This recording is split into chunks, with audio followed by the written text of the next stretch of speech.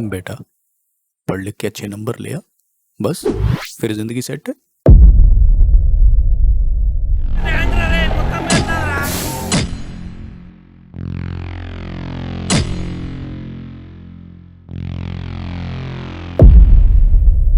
The Indian education system बहुत ही बुरे हालात हैं। भारतीय शिक्षा व्यवस्था और ग्रेजुएट्स दोनों ही संकट के दौर से गुजर रहे हैं। अनएम्प्लॉयमेंट बढ़ रही है और ग्रेजुएट्स से जॉब ढूंढने की स्ट्रगल कर रहे हैं, वो भी।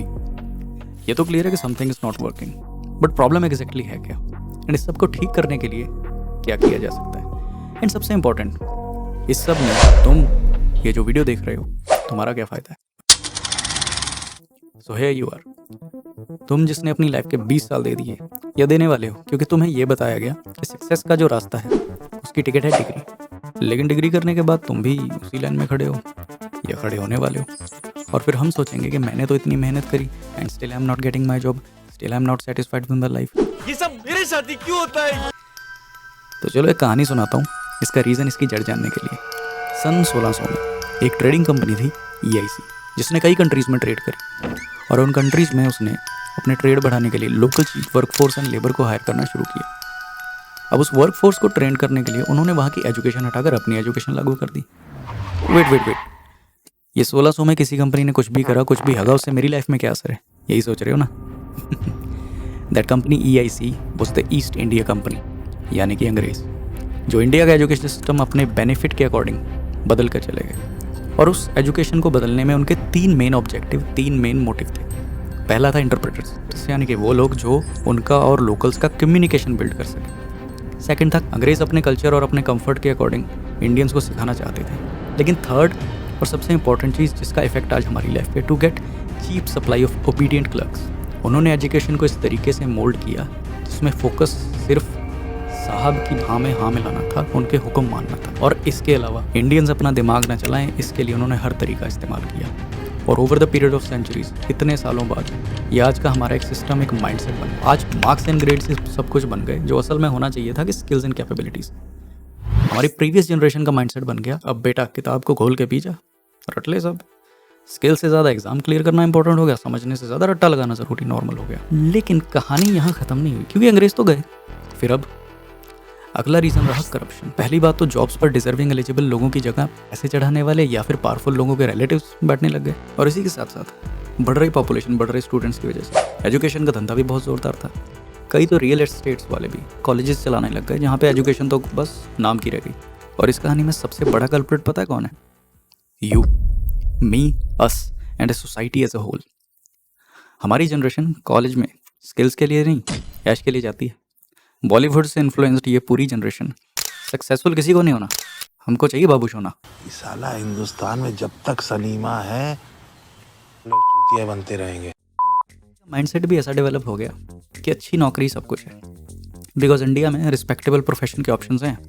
डॉक्टर, इंजीनियर, कोई सरकारी नौकरी, डॉक्टर इंजीनियर, या फिर आपके ख़ानदान की नाक कटवाना। और यही ग्रेजुएट्स जब कॉलेज से निकलते हैं तो लाइफ इनका बाहें खोल के स्वागत करती है। फिर उनको याद आता है वो लेजेंडरी डायलॉग, बेटा पढ़ लिख के बस डिग्री लिया फिर ऐश। अरे कहाँ है ऐश, ढूंढ ढूंढ के पागल हो गए।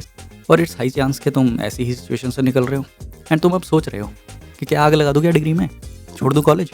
No, not at all. Never underestimate the importance of any education. तो तुम सोचोगे भाई कहना क्या चाहते हो, तो let's come to the point कि क्या किया जा सकता है। While government is already working on making positive changes, but हम एज एन इंडिविजुअल क्या कर सकते हैं, वो ज़्यादा इंपॉर्टेंट है। तो the biggest solution is clarity.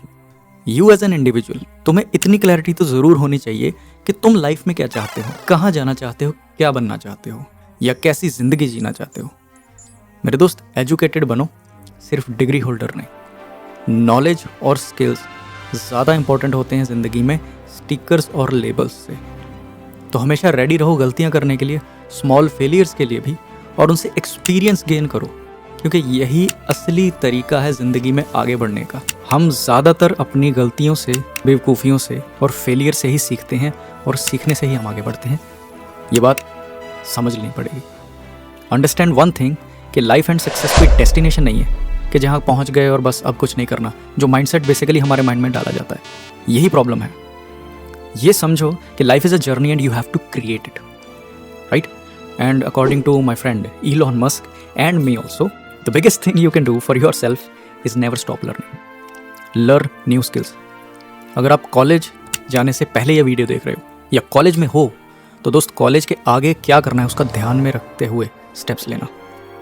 And अगर ग्रेजुएट या जॉब कर रहे हो तो स्टार्ट विद द घिसी पिटी बट स्टिल यूजफुल एडवाइस जो आजकल हर मोटिवेशनल स्पीकर बोलता है, ड्रीम्स, गोल्स, पढ़ा सोचो वगैरह वगैरह।